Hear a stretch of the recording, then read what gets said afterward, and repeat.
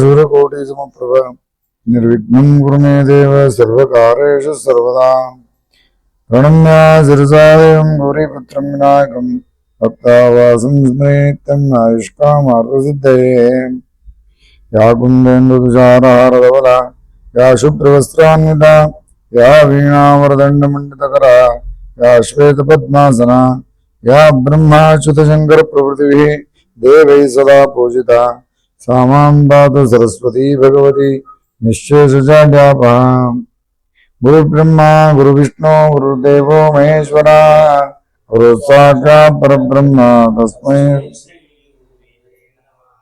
आदिनाथ सदा पूजो मश्चेन्द्र सप्तशृङ्गकः भग्नावयाचूरङ्गी वीणगोरक्षको नतो शाम्भवाश्चाद्वयानन्दो गणिश्च निवृत्तिकः ज्ञानेश्वर सिद्धनाथस्तु स्तुत्यो भावेश्वरस्तथा राजा रामश्च नाथाग्रश्चिदम्बर प्रसादकः जीवेश्वरो गुरुश्रेष्ठस्तथा भागीरथी गुरुः दत्तमल्लारिरूपेण्यो मनोहर गुरुपुरः श्रीमत्परम्परा प्राप्ताः गुरुवश्य सनातनः गुरुनम पुरश्रेष्ठे राजा राम मठे परे वारकरी सांप्रदायोत्थ पूजा गुरु परंपरा। इन्नी दिन महान तपस्वी मार्तांड दीक्षितರು ಕಾಶಿ ಕ್ಷೇತ್ರಕ್ಕೆ ಹೋಗಿ ಅಲ್ಲಿ ಸ್ವಯಂ ಪ್ರಕಾಶ ಗುರುಗಳಿಂದ ಆಶೀರ್ವಾದ ಪಡೆದರು. ಸುಮಾರು 20 ವರ್ಷಗಳ ಕಾಲ, ನಿನ್ನೆ ಲೆಕ್ಕ ಹಾಕ್ಲಿಕ್ಕತ್ತಿದ್ವಿ, 20 ವರ್ಷಗಳ ಕಾಲ ಗುರುಗಳ ಸೇವಾ ಮಾಡಿ ಗುರುಗಳಿಂದ ಆಶೀರ್ವಾದ ಪಡ್ಕೊಂಡು ನೀನು ಗೃಹಸ್ಥಾಶ್ರಮನೇ ಆಗಬೇಕು ಅಂತ ಹೇಳಿದಾಗ ಗುರುಗಳು ಆಶೀರ್ವಾದ ಹಂಗ ಬಂದು ಮುಂದೆ ಗೃಹಸ್ಥಾಶ್ರಮನ ಸ್ವೀಕಾರ ಮಾಡ್ತಾರ. ಒಂದು ಮದುವೆ ಆಗ್ತಾರ. ಮೊದಲ ಒಂದು ಮದುವೆ ಆಗಿರ್ತದ, ಗುರುಗಳ ದರ್ಶನಕ್ಕೆ ಹೋಗಿಂತ ಮುಂಚೆ ಒಂದು ಮದುವೆ ಆಗಿರ್ತದ. ಆ ಧರ್ಮಪತ್ನಿ ತೀರ್ಕೋತಾಳ. ಗುರು ಆಜ್ಞೆ ಪ್ರಕಾರ ಬಂದ ಮೇಲೆ ಮತ್ತೊಂದು ಮದುವೆ ಆಗ್ತಾರ. ಆಕೆಯು ಮುಂದೆ ಬರೀ 6 ತಿಂಗಳಿದ್ದ ಆಕೆಯು 6 ತಿಂಗಳಿಗೆ ಮತ್ತೆ ಸಾಯ್ತಾರ. ನಂತರ ಇಲ್ಲೇ ಬೆಡಸೂರಿನ ಗೌಡ್ರ ಮಗಳು, ಅವ್ರ ಮಗಳಾಗಿರ್ತಕ್ಕಂಥ ಲಕ್ಷ್ಮೀಬಾಯಿನ ಮದುವೆ ಆಗ್ತಾರೆ. ಲಕ್ಷ್ಮೀಬಾಯಿನ ಮದುವೆ ಆಯ್ತು. ಮದುವೆ ಆದ್ಮೇಲೆ 1 ವರ್ಷ ಆಯ್ತು, ಯಾಕೋ ಮಕ್ಕಳಾಗ್ಲಿಲ್ಲ. ಆದ್ರೆ ಅಷ್ಟರೊಳಗೆ ಅವ್ರೇನು ಸುಮ್ಮನೆ ಕೂಡ್ತಿದ್ದಿಲ್ರಿ.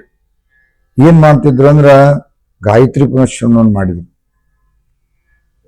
ಎಲ್ಲೇ ಸೊಗಲಕ್ಕೆ ಹೋಗಿ ಗಾಯತ್ರಿ ಪುನಶ್ಚರಣ ಮಾಡಿದ್ರು. ಮತ್ತೆ ಎದ್ರ ಸಲುವಾಗಿ ಅವ್ರ ಉದ್ದೇಶ ಏನಾಗಿತ್ತು ಅಂತ ಕೇಳಿದ್ರೆ, ಒಬ್ಬ ಭಗವಂತ ಅವತಾರ ಮಾಡಬೇಕು, ನನ್ನ ಹೊಟ್ಟಿಯೊಳಗೆ ನಾ ಅಂತಿಂತ ಮಗ ಹುಟ್ಟಬಾರ್ದು, ನನಗೆ ಹುಟ್ಟಿದ್ರೆ ಭಗವಂತನೇ ಹುಟ್ಟಬೇಕು ಅನ್ನುವಂಥ ಒಂದು ದೃಢ ವಿಶ್ವಾಸದಿಂದ ಗುರುಗಳು ಹೇಳಿ ಕಳಿಸಿದ್ರು. ಮತ್ತೆ ನಿನ್ನ ಹೊಟ್ಟಿಯೊಳಗೆ ಭಗವಂತ ಹುಟ್ಟಾವ ಅಂತ ಇದ್ದಾನಂತ ಹೇಳಿ ಕಳಿಸ್ಯಾರ. ಆ ಪ್ರಕಾರವಾಗಿ ಬಂದ್ರು. ಒಂದು ಗಾಯತ್ರಿ ಪುನಶ್ಚರಣವನ್ನ ಎಲ್ಲೇ ಇವತ್ತಿನ ಸೊಗಲದಾಗ ಏನ ಸೊಗಲ ಕ್ಷೇತ್ರ ಅದ, ಆ ಸೊಗಲ ಅನ್ನುವಂಥ ಹೆಸರು ಬಂದಿದ್ದ ಒಂದು ವಿಶೇಷ ಮಹರ್ಷಿ. ಅಲ್ಲೇ ಒಬ್ಬ ಸುಗೋಲ ಮಹರ್ಷಿ ಅನ್ನುವಂಥ ಒಬ್ಬ ತಪಸ್ಸು ಮಾಡ್ತಿರ್ತಾನೆ. ಸುಗೋಲ ಮಹರ್ಷಿ ಅಲ್ಲಿ ತಪಸ್ಸು ಮಾಡಿದ್ದಕ್ಕೆ ಮಾತ್ರ ಅದಕ್ಕೆ ಮುಂದೆ ಸುಗೋಲ ಹೋಗಿ ಸೊಗಲ ಅನ್ನುವಂಥ ವಿಚಾರಗಳು ಬಂತು. ಮುಂದೆ ಅಲ್ಲೇ ಹತ್ತಿರದೊಳಗ ಈ ಮೂರು ಗುಡ್ಡಗಳು ಕೂಡಿರ್ತಕ್ಕಂಥ ಒಂದು ಜಾಗ. ಯಾವಾಗ ಪಾರ್ವತಿ ಮದುವೆ ಆದಂಥದ್ದು, ಪಾರ್ವತಿ ಪರಮೇಶ್ವರ್ ಮದುವೆ ಆದಂಥ, ಪಾರ್ವತಿ ತಪಸ್ಸು ಮಾಡಿರುವಂಥ ಜಾಗ ಇವತ್ತಿನ ಸೊಗಲ ಕ್ಷೇತ್ರ. ಅವ್ರು ಹೇಳ್ತಾರ ಅಕ್ಕಾಡೆ ಅಂತ ಹೇಳ್ತಾರ. ಆದ್ರೆ ರಾಜಾರಾಮ್ ಮಹಾರಾಜ್ ಹೇಳೋ ಪ್ರಕಾರ ಇದಕ್ಕೆ ಅಮರ ಕಲ್ಯಾಣ ಅನ್ನುವಂಥ ಹೆಸರಿತ್ರಿ. ಏನು ಈ ಮುರುಗೋಡು ಸುತ್ತಮುತ್ತ ಇದಲ್ರಿ, ಆ 3 ಗುಡ್ಡಗಳು ಕೂಡಿದ್ದಕ್ಕೆ ಇದಕ್ಕೆ ಮುರುಗೋಡ ಅನ್ನುವಂಥ ಒಂದು ಹೆಸರು ಬಿತ್ತು. ಯಾವಾಗ ಕಾಶಿಯಿಂದ ಬಂದ ಮೇಲೆ ಮುನವಳ್ಳಿ ಒಳಗೆ ಒಂದು ಜ್ಯೋತಿಷ್ಠೋಮ ಹೋಮವನ್ನು ಮಾಡ್ತಾರ. ಜ್ಯೋತಿಷ್ಠೋಮ ಹೋಮ ಆದ್ಮೇಲೆ ಅವತ್ತಿನ ದೇಶಪಾಂಡ್ಯರು, ಯಾರು ಮುರುಗೋಡದ ದೇಶಪಾಂಡ್ಯರು ಮಾರ್ತಾಂಡ ದೀಕ್ಷಿತರನ್ನ ಕರ್ಕೊಂಡು, ಆ ದಂಪತಿಗಳನ್ನ ಕರ್ಕೊಂಡು ಅಲ್ಲಿ ಹೋಗ್ತಾರ. ಸ್ವಲ್ಪ ದಿನ ಆನಂದವಾಗಿರ್ತಾರ. ಮತ್ತು ಮುಂದೆ ಮಕ್ಕಳಾಗಬೇಕಲ್ಲ, ಮಕ್ಕಳಾಗಬೇಕು ಅನ್ನುವಂಥ ಒಂದೇ ಉದ್ದೇಶ ಇಟ್ಕೊಂಡು, ಅಷ್ಟೊಳಗೆ ನೀನು ಹೇಳಿದ್ದಿಲ್ಲ ಎಷ್ಟು ವಯಸ್ಸಿತ್ರಿ ಅವ್ರಿಗೆ? ಮಾರ್ತಾಂಡ ದೀಕ್ಷಿತರಿಗೆ ಎಷ್ಟು ವಯಸ್ಸಾಗಿತ್ತು? 38 ವರ್ಷಗಳ ಕಾಲ. 38 ವರ್ಷ ಆಗಿತ್ತು. ಒಟ್ಟು 2 ಮದುವೆ ಆಗಿದ್ದು. ಲಕ್ಷ್ಮೀಬಾಯಿಗೆ ಎಷ್ಟು ವರ್ಷ? ಕೇವಲ 17 ವರ್ಷ. ಮದುವೆ ಆತು. ಏನ ತಾಯಿ ಬಹಳ ಪತ್ರಿಕದ ಹೆಣ್ಮಕ್ಳಂಗ ಅನಸೂಯ ಜಯಿಸಿ ಅಂತ ರಾಜಾರಾಮ್ ಮಹಾರಾಜ್ ಹೇಳ್ತಾರೆ. ಅನಸೂಯ ಅಂತ ಜಯಿಸಿ ವೃತ್ತಧಾರಿ ಇರ್ತಾಳ. ಏನ್ ಹಿಂದ ಕೃಷ್ಣ ಪರಮಾತ್ಮ ವರ ಕೊಟ್ಟಿರ್ತಾನ, ಅವಾಗ ದೇವಕಿನ ಒಳ್ಳೆ ಹುಟ್ಟಿ ಬಂದಿರ್ತಾಳ. ಆಕೆ ದೇವಕಿ ಅಂಶದಿಂದನೇ ಹುಟ್ಟಿ ಬಂದಾಳ. ಇವ್ರು ಯಾರಪ್ಪ ಅಂತಂದ್ರೆ ವಸುದೇವನ ವಂಶದಿಂದ ಹುಟ್ಟಿರ್ತಕ್ಕಂಥವ್ರು ಯಾರು? ಮಾರ್ತಾಂಡ ದೀಕ್ಷಿತರು. ಅನಸೂಯ ಆ ಅಂಶದಿಂದನೇ ಹುಟ್ಟಿರ್ತಕ್ಕ ಅತ್ರಿ ಅನಸೂಯ ಜಯಿಸಿ ಅಂತ ರಾಜಾರಾಮ್ ಮಹಾರಾಜ್ ಹೇಳ್ತಾರೆ. ಅಂತ ಒಂದು ಅದ್ಭುತವಾಗಿರ್ತಕ್ಕಂಥದ್ದು. ಆ ಮುಂದ ತಪಸ್ಸು ಮಾಡಿದ್ರು. ಅಲ್ಲಿಂದ ಹಿಪ್ಪರಿಗೆಗೆ ಹೋಗ್ಬೇಕಂತ ವಿಚಾರ ಬಂತ. ಹಿಪ್ಪರಿಗೆ ನಮ್ಮ ಕುಲದೇವರು, ಅಲ್ಲೇ ಹೋಗಿ ಅವನ ಆರಾಧನೆ ಮಾಡ್ತಾರೆ. ಸುಮಾರು 6 ತಿಂಗಳ ಕಾಲ ಅಲ್ಲಿ ಅನುಷ್ಠಾನ ಮಾಡ್ತಾರ. ಅವಾಗ ಅಲ್ಲಿ ಬಂದು ಹೇಳ್ತಾನ, ಯಾರು? ಮೈಲಾರಲಿಂಗ ಬಂದು ಹೇಳ್ತಾನ, ಅಪ್ಪ ನಮ್ಮ ಮೂಲ ಕ್ಷೇತ್ರ ಇಲ್ಲಿ ಅಲ್ಪ, ನೀ ಇಲ್ಲಿ ಮಾಡೋದ್ರಿಂದ ನನ್ನ ಆಶೀರ್ವಾದ ನಿನಗದ. ಆದ್ರೆ ನೀನು ಈಗಿಂದೀಗಲೇ ನೀನು ಚಿದಂಬರಂ ಕ್ಷೇತ್ರಕ್ಕೆ ಹೋಗಿ ಅಲ್ಲಿ ತಪಸ್ಸು ಮಾಡು. ಆ ಸ್ವಾಮಿಯ ಆ ಚಿದಂಬರನ ಅನುಗ್ರಹ ಪಡಿ, ನಿನ್ನ ಇಷ್ಟಾರ್ಥ ಪೂರ್ತಿ ಆಗ್ತದೆ.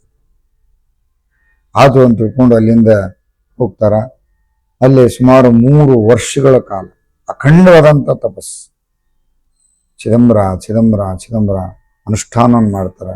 ಕೊನೆಗೆ 3 ವರ್ಷ ಆದ್ಮೇಲೆ ಒಂದಿನ ಮಧ್ಯರಾತ್ರಿ ಪರಮೇಶ್ವರ ಬರ್ತಾನ. ಅಪ್ಪ ನಿನಗೆ ಏನು ಬೇಕು ಅಂತ ಕೇಳ್ತಾನೆ. ಏನು ಬೇಕು ಅಂತ ಕೇಳಿದ ತಕ್ಷಣ ಏನಾಗಿರ್ತಂದ್ರೆ ಸ್ವಾಮಿ ಎದುರಿಗೆ ಬಂದು ಪ್ರತ್ಯಕ್ಷ ಆಗಿಬಿಟ್ಟಿರ್ತಾನ. ಏನು ಕೇಳ್ಬೇಕನ್ನುವಂಥದ್ದು ಲಕ್ಷ್ಯ ಇರಂಗಿಲ್ಲ. ಏನು ಕೇಳ್ಬೇಕನ್ನುವಂಥದ್ದು ಏನೂ ಇರಂಗಿಲ್ಲ. ಯಾಕಂದ್ರೆ ಇದ್ರೊಳಗೆ ಒಂದು ಹಂಗೆ ಹೇಳ್ತಾರೆ, ಏನಾಗ್ಯದ ಅಂದ್ರ ಈ ಕನ್ಯಾ ನೋಡ್ಲಿಕ್ಕೆ ವರ ಕನ್ಯಾ ಬಂದಾಗ ಒಂದು ಕನ್ಯಾ ನೋಡ್ಲಿಕ್ಕೆ ಬಂದಿರ್ತಾರ. ಹುಡುಗಿ ಮನ್ಸಿಗೆ ಬಂದಿರ್ತದ. ಆ ಹುಡುಗಿನ ಗೆಳತಿಯಾರು ಕೇಳ್ತಿರ್ತಾರ. ಅಲ್ಲಿ ಹುಡುಗರೆಲ್ಲ ಕೂತಿರ್ತಾರಲ್ಲಿ, ಆ ವರ ಕೂತಿರ್ತಾನ, ಎಲ್ಲಾರು ಕೂತಿರ್ತಾರ. ಇವತ್ತು ಎಂಗೇಜ್ಮೆಂಟ್ ನಡೀತಿರ್ತದೆ. ಎಂಗೇಜ್ಮೆಂಟ್ ನಡಿ ಮುಂದೆ ಏನಾಗ್ತಂತ ಕೇಳಿದ್ರೆ ಅವ್ರ ಗೆಳತಿಯರೆಲ್ಲ ಬಂದಿರ್ತಾರ. ಈ ಅಷ್ಟಕ್ಕೊಂದು ಹುಡುಗಾರಿದಾರಲ್ಲ, ಅದ್ರ ಯಾರು ನಿನ್ ಗಂಡ ಆಗವ ಯಾರು? ಸುಮ್ಮನೆ ಅಂತ ಹೇಳಿದೆ. ಬೇಕು ಕೇಳ್ತಾಳ, ಕೆಂಪಂಗಿ ಹಾಕೊಂಡು ಕೂತಾನ, ಅವನ ಏನು? ತಾಳೆ ಅಲ್ಲ, ಬಿಳಿ ಅಂಗಿ ಕ್ರಾಪ್ ಇಟ್ಕೊಂಡು ಕೂತಾನ, ಅವೇನು? ಅಂತ ಎಲ್ಲದಕ್ಕೂ ಹ್ಞೂ ಅನ್ಕೋತ ಬಂದು ಕಡಿಕೆ ಆ ಹುಡುಗ ಮದುವೆ ಆಗ್ತಾನ ಗೊತ್ತ, ಅದ ಹುಡುಗಿದ್ದಾನಲ್ಲ, ಆ ಹುಡುಗ ಅವನ ಏನು ಅಂದಾಗ ಮೌನ ಆಗಿಬಿಡ್ತಾರ. ಅಲ್ಲೇ ಮಾತಾಡ್ಲಿಕ್ಕೆ ಬಾಯಿ ಇರಂಗಿಲ್ಲ. ಹಂಗ ಎದುರಿಗೆ ಭಗವಂತ ಬಂದಾಗ ಇಷ್ಟೋ ತನಕ ಬೇಕಂತಿರ್ತಾನ. ಭಗವಂತ ಬಂದು ಎದುರಿಗೆ ಬಂದು ನಿಂತ ಏನು ಬೇಕು ಅಂದಾಗ ಆ ಕ್ಷಣಕ್ಕೆ ಬಾಯಿ ಬಂದಾಗ್ಬಿಟ್ಟು ಕೈಕಾಲನ್ನು ನಡಗ್ಲಿಕ್ಕತ್ತಿರ್ತಾವ. ಅವಾಗ ಯಾಕೆ ಏನ್ ಬೇಕು ಹೇಳು? ಅಲ್ಲ, ನೀ ತಪಸ್ಸು ಮಾಡಿದ್ದು ಯಾಕೆ? ಮಕ್ಕಳು ಬೇಕಂತ ಮಾಡಿಲ್ಲೇನು? ಮಗ ಬೇಕಂದೆಲ್ಲೋ? ಹೌದು ಎಚ್ಚರ, ಹೌದು ಮಗ ಬೇಕಂದೆ. ಆದ್ರೆ ಆ ಮಗ ಬರ್ಬೇಕಾದ್ರೆ ನೀನ ನನ್ನ ಮಗ ಹುಟ್ಟಬಾರೋ ಅಂತ. ತಥಾಸ್ತು. ಅವಾಗ ಮುಂದ್ ಮಾತು ಕೇಳ್ತಾರ, ಹಂಗಾರೆ ನೀನೇ ಹುಟ್ಟು ಬರ್ತೇನೆ ಅಂದಿದ್ದಿ, ನೀನೇ ಹುಟ್ಟು ಬಂದೆ ಅನ್ಲಿಕ್ಕೆ ಏನಾದ್ರೂ ಕುರುಗಳು ಬೇಕಲ್ಲ, ಗ್ಯಾರಂಟಿ ಕುರುಗಳನ್ನ ಕೊಡು ಅಂದಾಗ ಅವಾಗ ನಾನೇ ನನ್ನ ಬಲಗಿ ಒಳಗೆ ಬಿಲ್ವ ಪತ್ರೆ ಮತ್ತು ಅಕ್ಷತೆ ಇರ್ತದೆ, ಅದೇ ನಾನಂತ ತಿಳ್ಕೊ. ವಿಚಿತ್ರ ಅಂದ್ರೆ ಚಿದಂಬರ ಅವತಾರದೊಳಗೆ ಎಲ್ಲಾರಿ ಮಾರ್ತಾಂಡ ದೀಕ್ಷಿತರಿಗೆ ಮಾತ್ರ ಸ್ಪಷ್ಟ ಗೊತ್ತಿತ್ತು. ಅವು ಜೋಡಿ ವಾದ ವಿವಾದ ಮಾಡ್ಲಾರ್ದವ್ರು ಯಾರಪ್ಪ ಅಂತಂದ್ರೆ, ಅವ್ರನ್ನ ಪರೀಕ್ಷೆ ಮಾಡ್ಲಾರ್ದವ್ರು ಯಾರಪ್ಪ ಅಂದ್ರೆ ಮಾರ್ತಾಂಡ ದೀಕ್ಷಿತರು ಒಬ್ರ. ತಾಯಿನೂ ಹೋದ್ರ ಕೆಲವೊಂದು ಟೈಮ್ದಾಗ ನನ್ನ ಮಗ ಅನ್ನೋ ರೀತಿಯೊಳಗೆ ಎಲ್ಲ ಮರೆತು ಬಿಟ್ಟಿದ್ಲು ಖರೆ.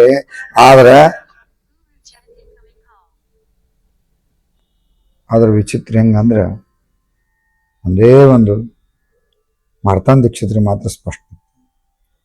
ಇಲ್ಲಿ ತಥಾಸ್ತು ಅಂದ್ರು. ಅಲ್ಲಿಂದ ಖುಷಿಯಾಗಿ ಮುಂದೆಲ್ಲ ಸಮಾರೋಪ ಮಾಡಿ ಎಲ್ಲರಿಗೂ ಬ್ರಾಹ್ಮಣ ಭೋಜನ ಅದು ಮಾಡಿ, ಯಾಕೆ ಮುಂದೆ ಭಾಳ ವೈಭವ ಭಾಳ ಅದ. ಹೆಂಗೆ ಮಾಡಿದ್ರು ಏನು ಅನ್ನೋದನ್ನ ಆ ಸುಮಾರು 4-5 ಮಂದಿ ಚಿದಂಬರ ಚರಿತ್ರೆಯನ್ನು ಬರೆದರು. ಅದರೊಳಗೆ ರಾಜಾರಾಮ್ ಮಹಾರಾಜ್ ಅಭಂಗ ರೂಪದೊಳಗೆ ಬರೆದ್ರು. ಮುಂದೆ ಇದನ್ನ ಭೋಜೋ ದೇಶಪಾಂಡೆ ಅವರು ಅದನ್ನ ಒಂದು ಸಂಸ್ಕೃತ ಶ್ಲೋಕದೊಳಗೆ ಬರೆದ್ರು. ಶಿವಶಾಸ್ತ್ರಿಗಳು ಅವರು ಒಂದು ಬರೆದಾರ. ಮತ್ತು ಸಾಂಬ ದೀಕ್ಷಿತರು ನಂತರ ಚಿದಂಬರ ಮಹಾಸ್ವಾಮಿಗಳ ಮಗಳ ಮಗ ಸಾಂಬ ದೀಕ್ಷಿತರು ಅನ್ನೋಂಥವ್ರು ಅವರು ಸಹಿತ ಚಿದಂಬರ ಗುರು ಚರಿತ್ರ ಸಾರ ಅಂತಕೊಂಡು ಅವ್ರು ಬರೆದ್ರು. ವಿಠಾಬಾಯಿ ಬರೆದ್ರು. ಸಾಕಷ್ಟು ಮಂದಿ. ಆದ್ರೆ ಅದ್ರೊಳಗೆ ಈ ಅಷ್ಟರದ್ದು ಒಂದೊಂದು ಸುಮ್ಮನೆ ಇಟ್ಕೊಂಡು ಒಂದು ಸಣ್ಣದ ಇದನ್ನ ಮಾಡಿ ವಿಚಾರ ಮಾಡಿ ಅಷ್ಟು ಕೂಡಿಸಿ ಹೇಳಿಕತ್ತೀನಿ, ಒಟ್ಟಾರೆಯಾಗಿ ಹೇಳಿಕತ್ತೀವಿ. ಯಾಕಂದ್ರೆ ಬಹಳ ವಿವರವಾಗ್ಯದ ಅದು. ನಮಗೆ ಇವತ್ತಿಗೆ 45 ನಿಮಿಷಕ್ಕೆ ಎಷ್ಟು ಬೇಕಲ್ಲ ಅಷ್ಟು ವಿಚಾರಗಳನ್ನ ಇಟ್ಕೊಂಡು ವಿಚಾರ ಹೇಳಿಕತ್ತೀವಿ. ಕೊನೆಗೆ ಅಲ್ಲಿಂದ ಬಂದರು, ಮುರುಗೋಡದೊಳಗಿದ್ರು. ಮುರುಗೋಡಕ್ಕೆ ಬಂದು ಅಲ್ಲಿ ನಡೆದಂಥ ಎಲ್ಲ ಘಟನೆಗಳನ್ನ ಬಂದು ಹೆಂಡತಿ ಮುಂದೆ ಹೇಳ್ತಾರ, ಲಕ್ಷ್ಮೀಬಾಯಿ ಮುಂದೆ ಹೇಳ್ತಾರ. ಲಕ್ಷ್ಮೀಬಾಯಿ ಬಹಳ ಆನಂದ ಆದ್ಲು. ಅಂತೂ ಇಂತೂ ನಮ್ಮ ಮಕ್ಕಳಾಗ್ತಾವಂತಲ್ಲ, ಇದ ನಮ್ಮ ಭಾಗ್ಯ ಅಂತಕೊಂಡು ಎಲ್ಲರೂ ಆನಂದವಾಗಿದ್ರು. ಮುಂದೆ ಕಾಲ ಕಳೆದಂಗ ಆ ತಾಯಿ ಆ ಭಗವಂತನ ಕೃಪೆಯಿಂದ ಹೊಟ್ಟಿಲಾಗ್ತಾಳೆ, ಗರ್ಭವತಿ ಆಗ್ತಾಳೆ. ಗರ್ಭವತಿ ಆದಂಗ ಯಾವಾಗ ಭಗವಂತ ಒಳಗೆ ಸೇರಿದನೋ ಅವತ್ತಿನ ದಿನ ಆಕೆ ಲಕ್ಷಣಗಳು ಚೇಂಜ್ ಆಗಿಬಿಡ್ತಾವೆ. ಲಕ್ಷ್ಮೀ ಮಾತೆಯ ಲಕ್ಷಣಗಳೇ ಚೇಂಜ್ ಆಗ್ಬಿಡ್ತಾವೆ. ಆಕಿ ಭಗವಂತನ ಪೂಜೆ ಮಾಡ್ಲಿಕ್ಕತ್ತಂದ್ರೆ ಮೈ ಮರೆತು ಬಿಡ್ತಿರ್ತಾವ. ಕಣ್ಣು ಮುಚ್ಕೊಂಡು ಧ್ಯಾನ ಮಾಡ್ಲಿಕ್ಕತ್ತಂದ್ರ ಏನು ಸಾಕ್ಷಾತ್ ಮಹಾಲಕ್ಷ್ಮಿ ಅಂದ್ರೆ ದೇವಿನೇ ಒಂದು ಕುತಾಪ ಅನ್ನೋ ರೀತಿ ಆಕಿ ಮತ್ತಷ್ಟು ತೇಜಸ್ ಬರ್ತಿರ್ತದೆ, ಮುಖದೊಳಗೆ ತೇಜಸ್. ಹಂಗ ಚಿದಂಬರ ಒಳಗೆ ಬೆಳೆದಂಗ ಆ ಕೂಸು ಒಳಗೆ ಬೆಳೆದಂಗ ಒಂದು ವಿಶೇಷ ತೇಜಸ್ ಆಗ್ತದ. ಅಕ್ಕಿ ಹತ್ರಕ್ಕೆ ಮಾತಾಡ್ಲಿಕ್ಕೆ ಹೆದರ್ಲಿಕ್ಕತ್ತಾರ ಮಂದಿ. ಯಾಕಂದ್ರ ಅಕ್ಕಿ ತೇಜಸ್ ಅಷ್ಟು ಗಂಭೀರ ಆಗಿರ್ತಾಳ, ಸದಾಕಾಲ ಹಸನ್ಮುಖಿ ಇರ್ತಾಳ. ಮಾಡ್ತಾನ ದೀಕ್ಷಿತ್ರ ಕೇಳ್ತಾರ, ಏನ ನಿನ್ಗೆ ಏನಾದ್ರೂ ಬೈಕ್ ಅದ ಏನು? ಹ್ಞೂನ್ರಿ, ಒಂದೇ ಬೈಕ್ ಅದ. ಏನು? ಅವನ್ ಯಾವತ್ತು ನೋಡೇನು ಅನ್ನುವಂತ ಬೈಕ್ ಬಹಳ ಕಾಡ್ಲಿಕ್ಕೆ. ಲಗುನ್ ಯಾವಾಗ ಬಂದೇನು, ಯಾವಾಗ ಅವನ ಆ ಮುಖ ನೋಡೇನು ಅನ್ನುವಂತ ಒಂದು ಬೈಕ್ ಕಾಡ್ಲಿಕ್ಕತ್ತದ. ಅಲ್ಲ ಏನು ತಿನ್ನೋದು ಉಣ್ಣು ಏನು ತಿನ್ಬೇಕು ಅನಿಸ್ವಲ್ರಿ. ನಾ ಸುಮ್ಮನೆ ಧ್ಯಾನಕ್ಕೆ ಆನಂದ ಧ್ಯಾನ ಮಾಡ್ಕೊಂಡು ಕೂಡ್ಬೇಕು ಅನಿಸ್ಲಿಕ್ಕತ್ತದ. ಇದನ್ನ ಬಿಟ್ರಿ ಏನು ಅನ್ಸವಲ್ತ ನನಗಂತಾರ ಲಕ್ಷ್ಮಣ ಅಂತ. ಅಂತ ಒಂದು ಅದ್ಭುತ ಸಮಯ. 9 ತಿಂಗಳಾತು, ಎಲ್ಲರೂ ಕಾಯ್ಲಿಕ್ಕತ್ತಾರ. ಅವಾಗ ಚಿದಂಬರ ಸ್ವಾಮಿಗಳು ಅವತಾರ ಕಾರ್ತಿಕ ಪದ್ಯ ಸೃಷ್ಟಿ ಅದರೊಳಗೆ ಅವರು ಬಹಳ ಅವನು ಚಂದ ಹೇಳ್ತಾರ. ಸ್ವಸ್ತಿ ಶ್ರೀ ಶ್ರೀಮನ್ ನೃಪಶಾಲಿವಾನಶಕೆ 16 ಈಶೀವರಿ ಮಾಸಿ ಊರ್ಜಸು ಕೃಷ್ಣ ಸೃಷ್ಟಿ ತಿಥಿ ಶುಭ್ರಾಂ ಚುಚಾವಾಸರಿ ಯೋಗ ಬ್ರಹ್ಮಹಿ ಕರ್ಣತೋ ವಣಿಜ ಬ್ರಹ್ಮಾನ್ನ ಸಂವತ್ಸರಿ ಭೋಗಿ ತಿಷ್ಯ ದಿವಾ ಚಿದಂಬರ ಗುರು ಪ್ರತ್ಯಕ್ಷ ಯೇ ಜಾಗರಿ. ಶ್ರೀಮತ್ ಚರಿತ್ರೆ ಒಳಗ ಸಖಾರಂ ಗರ್ದೆಯವರು ಬರೀತಾರೆ. 1680ನೇ ಶಕಿ ಒಳಗ ಕಾರ್ತಿಕ ಮಾಸ ಕೃಷ್ಣ ಪಕ್ಷ ಷಷ್ಠಿ ತಿಥಿ ಒಂದು ಶುಭ್ರವಾದಂತ ಅಂದ್ರ ಸೋಮವಾರದ ಆ ದಿನ ಭಗವಂತ ಮಧ್ಯಾಹ್ನ 12 ಗಂಟೆಗೆ ಅವತಾರ ಮಾಡ್ತಾನ. ಆದ್ರೆ ಅವತಾರ ಮಾಡ್ಬೇಕಾದ್ರೆ ಈ ಮೊದಲಿನ ಕಾಲ ಹೆಂಗಿತ್ತಪ್ಪ ಅಂದ್ರ ಅವತ್ತಿನ ಟೈಮ್ದಾಗ ಈ ದವಾಖಾನೆ ಹಿಂಗೆಲ್ಲ ಇರ್ಲಿಲ್ಲ. ಆಕಿ ನೋವ ಇಲ್ಲ. ಹೆಣ್ಮಕ್ಳಿಗೆ ಬ್ಯಾನಿ ಬರ್ತಾವ ಫಸ್ಟ್.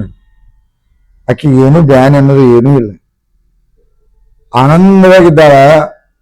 ಅವತ್ ಮತ್ತಷ್ಟು ಏನು ಭಗವಂತಿನ ಬರ್ತಾನ ಅನ್ನುವಂತ ಒಂದು ಆನಂದವಾಗಿದ್ದ. ಅಕ್ಕಿಗೊಂದು ಸ್ವಲ್ಪ ನೋವಿಲ್ಲ. ಭಗವಂತ ಪ್ರಗಟಾದ.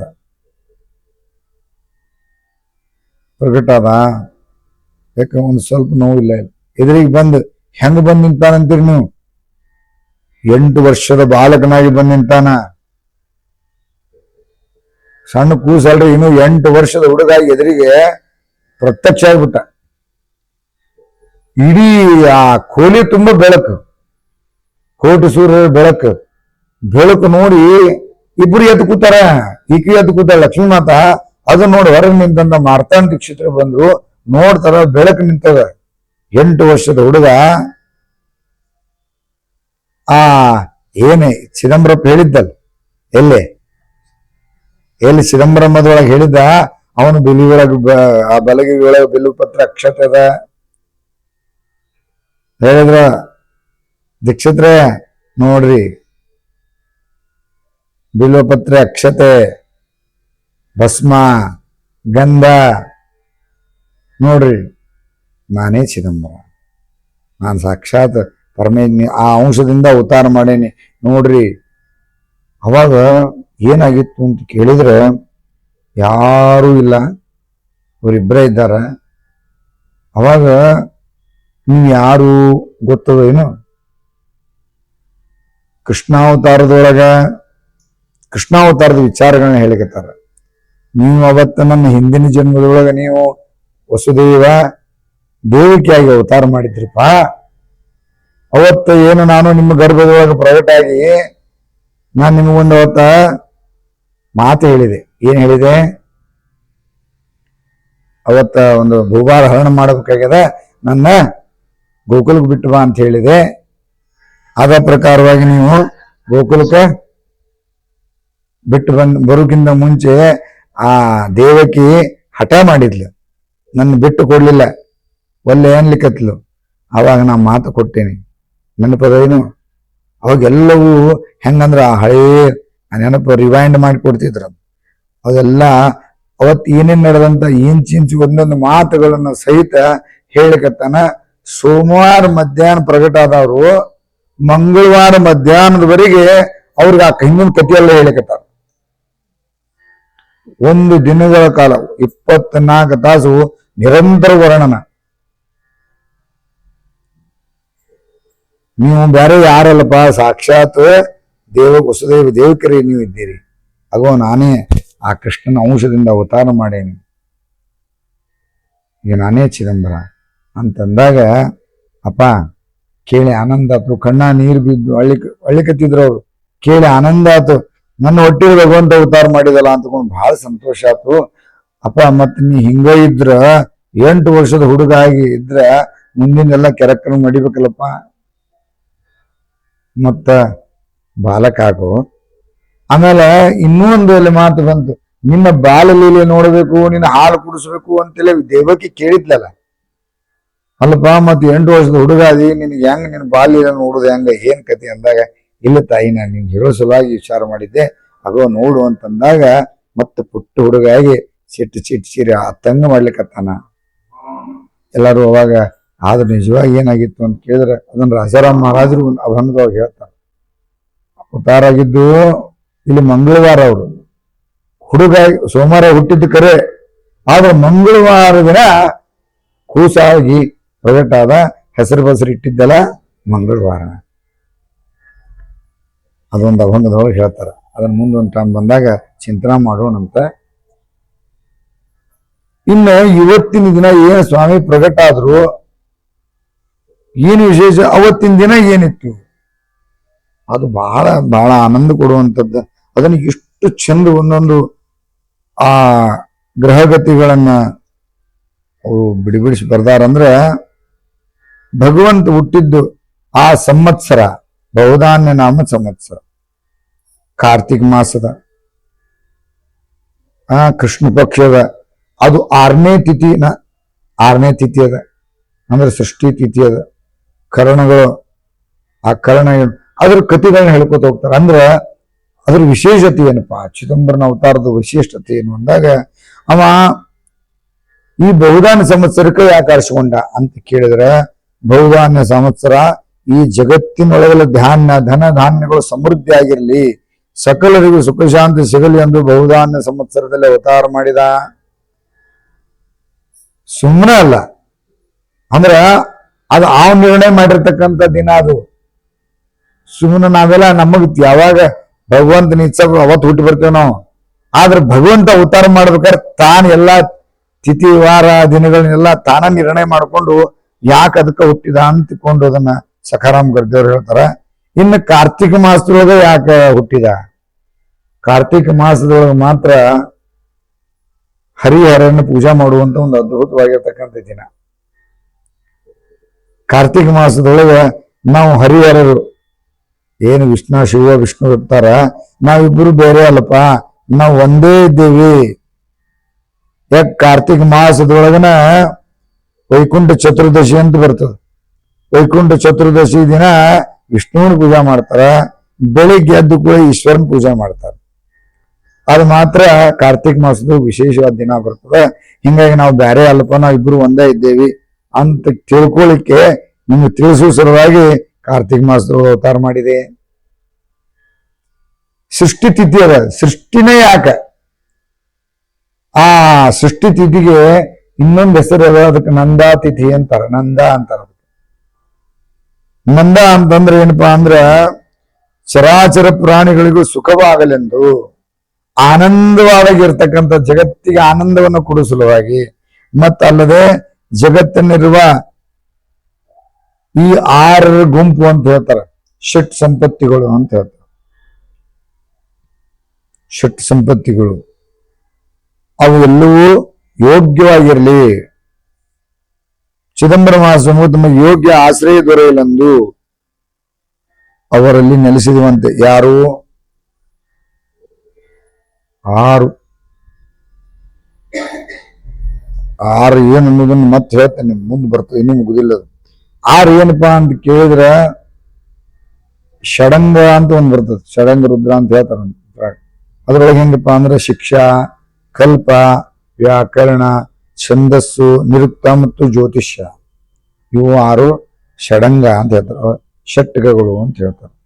ಇವೆಲ್ಲವೂ ಏನಪ್ಪಾ ಅಂದ್ರ ಇವು ಭಗವಂತನಿಂದ. ಯಾಕಂದ್ರ ಇವೆಲ್ಲ ಗ್ರಂಥದೊಳಗೆ ಇದ್ದವ್ರು ಎಷ್ಟು,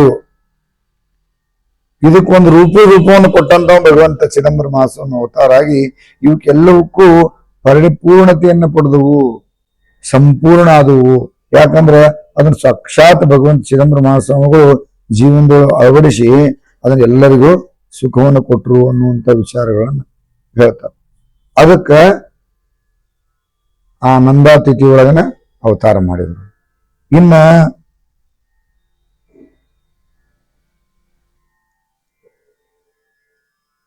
ಇದ್ರೊಳಗೆ ಇನ್ನೊಂದು ಬಂತ್ರಿ, ಏನಂದ್ರ 6 ಗುಂಪು ಅಂತ ಹೇಳಿದ್ರಲ್ಲ, 6 ಗುಂಪುಗಳು ಇನ್ನೊಂದು ಷಡ್ ಋತುಗಳು ಅಂತ ಬರೀ. ಆಯಾ ಋತುಗಳು ನಿಸರ್ಗನುಸಾರವಾಗಿ ಜಲ, ಫಲ, ಧಾನ್ಯ, ಪತ್ರ, ಪುಷ್ಪ ಸಮೃದ್ಧಿಯನ್ನು ಮಾಡಲಿ ಎಂದು ಷಷ್ಠಿಯಲ್ಲಿ ಅವತಾರ ಮಾಡಿದ್ರು. 6ನೇದು ಆ ಷಷ್ಠಿ ತಿಥಿಯೊಳಗೆ ಯಾಕೆ ಅವತಾರ ಮಾಡಿದ್ರಪ್ಪ ಅಂದ್ರೆ ಎಲ್ಲರಿಗೂ ಸಮೃದ್ಧಿ ಆಗಲಿ ಅಂತ ತಿಳ್ಕೊಂಡು ಷಷ್ಠಿ ತಿಥಿ ಒಳಗಾದ್ರು.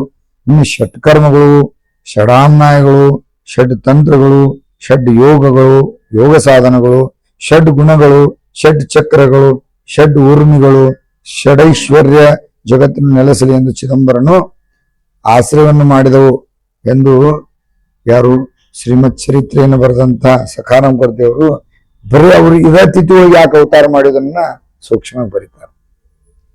ಇನ್ನು ನಕ್ಷತ್ರ ಪುಷ್ಯ ನಕ್ಷತ್ರ ಇತ್ತು. ಪುಷ್ಯ ನಕ್ಷತ್ರ ಯಾಕಪ್ಪ ಅಂತಂದ್ರ ಆ ಪುಷ್ಯ ನಕ್ಷತ್ರ ಗುರುವಿನ ನಕ್ಷತ್ರ. ಗುರು ಆ ಪುಷ್ಯ ನಕ್ಷತ್ರದೊಳಗೆ ಅವತಾರ ಮಾಡ್ಯಾನ. ಹಿಂಗಾಗಿ ಸಾಕ್ಷಾತ್ ಚಿದಂಬರ ಜಗತ್ತಿಗೆ ಸದ್ಗುರುವಾಗಿದ್ದಾನ, ದತ್ತ ಸ್ವರೂಪಿನೇ ಆಗಿದ್ದಾನ ಅನ್ನೋದನ್ನ ತಿಳಿಸ್ಲಿಕ್ಕೆ ಸಲುವಾಗಿ ಪುಷ್ಯ ನಕ್ಷತ್ರದೊಳಗೆ ಅವತಾರ ಮಾಡ್ತಾರೆ. ಅವತ್ತಿನ ದಿನ ಬ್ರಹ್ಮ ಯೋಗ ಇತ್ತು. ಇವನು ಹುಡುಕಾಡಿದ್ರು ಕುಡಿಸ್ಲಿಕ್ಕೆ ಆಗಂಗಿಲ್ರಿ. ಇವೆಲ್ಲ ಅವನೇ ತಯಾರು ಮಾಡಿಕೊಂಡು ಅವತಾರ ಮಾಡಿ ಬಂದ. ಅವತ್ತಿನ ದಿನ ಬ್ರಹ್ಮ ಯೋಗ ಇತ್ತು. ಆ ಬ್ರಹ್ಮ ಯೋಗದಲ್ಲಿ ಜನಿಸಿದವರಿಗೆ ಬ್ರಹ್ಮ ಸಾಕ್ಷಾತ್ಕಾರದ ಕಡೆ ಒಲವು ಇರುತ್ತದೆ ಸಹಜವಾಗಿ. ಇದು ಯಾರಿಗೆ? ಬ್ರಹ್ಮಯೋಗದ ಹುಟ್ಟಿದವರಿಗೆ. ಇನ್ನು ಬ್ರಹ್ಮ ಸತ್ಯ ಜಗನ್ಮಿತ್ಯ ಅನ್ನೋದನ್ನ ಜಗತ್ತಿಗೆ ಹೇಳುವಂತ ಶಂಕರಾಚಾರ್ಯ ಏನು ಅವತಾರ ಮಾಡಿದ್ರು, ತತ್ವವನ್ನು ಹೇಳಿದ್ರು. ಆ ತತ್ವಕ್ಕೆ ಇನ್ನೊಂದು ಅದೇ ಮೂರ್ತಿ ರೂಪ ಅಂದ್ರೆ ಅವರ ಅವತಾರನೇ ಬ್ರಹ್ಮ ಸ್ವರೂಪನೇ ಯಾರಪ್ಪ ಅಂತ ಕೇಳಿದ್ರೆ ಚಿದಂಬರ ಮಹಾಸ್ವಾಮಿಗಳು. ಅದಕ್ಕೆ ಅವರು ಬ್ರಹ್ಮ ಯೋಗದೊಳಗೆ ಅವತಾರ ಮಾಡ್ತಾರೆ. ಇನ್ನು ಕರ್ಣ ಅಂತ ಬರ್ತದೆ, ವಣಿಜಾಕರಣ ಅಂತ ಒಂದು ಬರ್ತದೆ. ಕರ್ಣದೊಳಗೂ 6 ಕರ್ಣಗಳು, 8 ಕರ್ಣಗಳು ಬರ್ತವೆ. ಅದರೊಳಗೆ ವಣಿಜಾಕರಣದೊಳಗೆ ಅವತಾರ ಮಾಡಿರ್ತಾರ. ಇನ್ನು ವಣಿಜಾಕರಣ ಅಂದ್ರೆ ಏನಪ್ಪಾ ಅಂತ ಕೇಳಿದ್ರೆ ಅದು ವಿದ್ಯಾದಾಯಕ. ಜಗತ್ತಿಗೆ ಜ್ಞಾನವನ್ನು ಕೊಡುವುದು ನಿಜಾಕರಣದ ಒಂದು ಗುರಿ ಅದ. ಅದ್ರ ಫಲ ಏನಪ್ಪಾ ಅಂತ ಕೇಳಿದ್ರೆ ವಿದ್ಯಾ ಕೊಡುದು. ವಿದ್ಯಾ ಅಂದ್ರೆ ಏನಪ್ಪಾ? ಬೆಳಕು, ಜ್ಞಾನ. ಸಾ ವಿದ್ಯಾ ಯಾ ವಿಮುಕ್ತೆ, ಯಾರಿಗೆ ಜ್ಞಾನ ಅದನೋ, ಯಾರಿಗೆ ವಿದ್ಯೆ ಅದನೋ ಅವ್ರು ಮುಕ್ತ ಆಗ್ತಾರ ಅಂತ ಅರ್ಥ.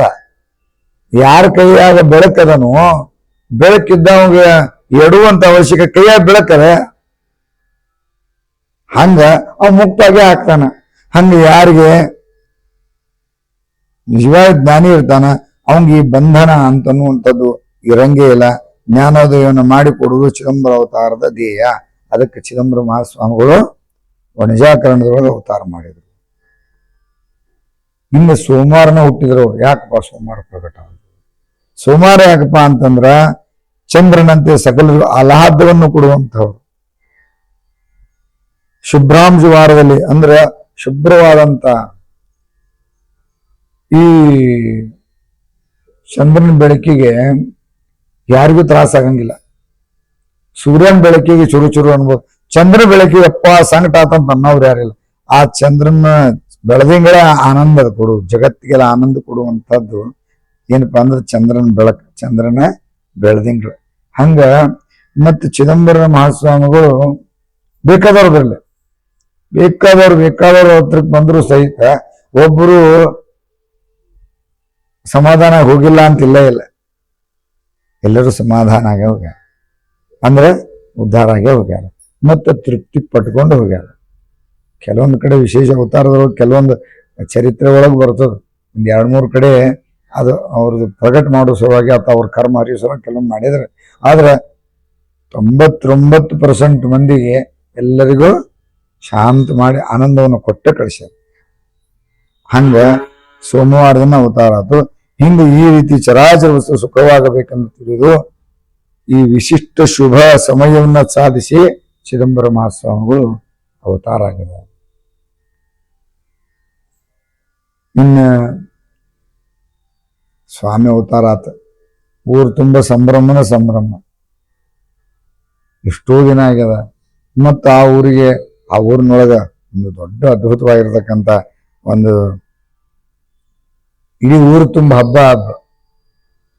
ನಮ್ಮ ದೀಕ್ಷಿತರಿಗೆ ಗಂಡು ಮಗ ಹುಟ್ಟ್ಯದ ಅಂತೇಳಿ ಎಲ್ಲರೂ ಖುಷಿಯಾಗಿ ಅವಾಗ ಏನ್ ಮಾಡಿದ ಅಂದ್ರೆ ಊರು ತುಂಬ ಒಂದು ಬರೇ ಊರಾಗ ಅಂದ್ರೆ ಬರೇ ಅವ್ರ ಮನೆ ತುಂಬ ಅಷ್ಟ ಅಲ್ರಿ, ಇಡೀ ಊರಿಗೆ ನೋಡಿ ಊರು ತುಂಬನ ಒಂದು ಮಂಗಲ ವಾತಾವರಣ. ಎಲ್ಲಾರ ಮನೆ ಮುಂದೆ ತೋರಣಗಳು, ತಳಿರ್ ತೋರಣ ಹಾಕಿ ಒಂದು ದೊಡ್ಡ ಜಾತ್ರೆ ನಡೆದಂಗೆ ನಡೀತಂದ.